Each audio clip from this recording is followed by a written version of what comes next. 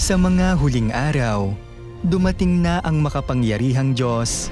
Binuksan niya ang nakaselyong aklat at nagpahayag siya ng milyong-milyong salita ng katotohanan. Tinutupad nito ang propesiya ng Panginoong Hesus. Mayroon pa akong maraming bagay na sa inyo ay sasabihin, ngunit ngayon ay hindi ninyo kakayanin.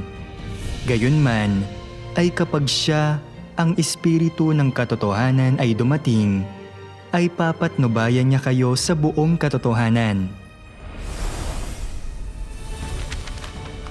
Sabi ng makapangyarihang Diyos, sa kapanahunan ng kaharian, nagwiwika ang Diyos na nagkatawang tao ng mga salita upang lupigin ang lahat ng nananampalataya sa Kanya.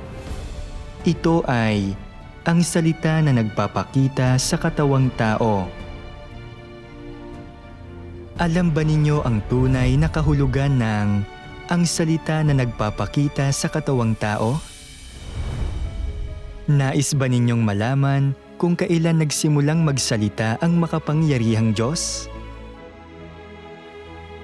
Gusto ba ninyong malaman kung paano unang nakilala ng mga tao ang makapangyarihang Diyos? Gusto ba ninyong maunawaan ang kaugnayan ng nakaselyong aklat at ng Biblia?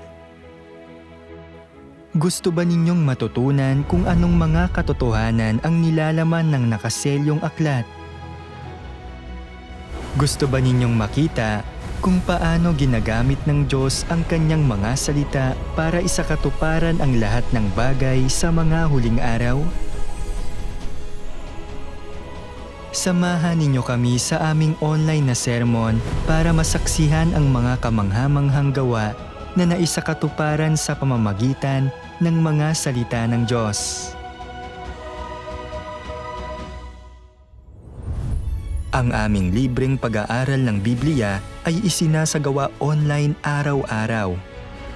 Tuwing 2 p.m. at 7:30 p.m. Philippine Time, available sa lahat ng online platform, kabilang ang Facebook Messenger, YouTube at iba pa.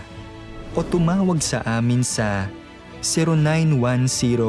0910-703-2766 para malaman ang karagdagang mga detalye.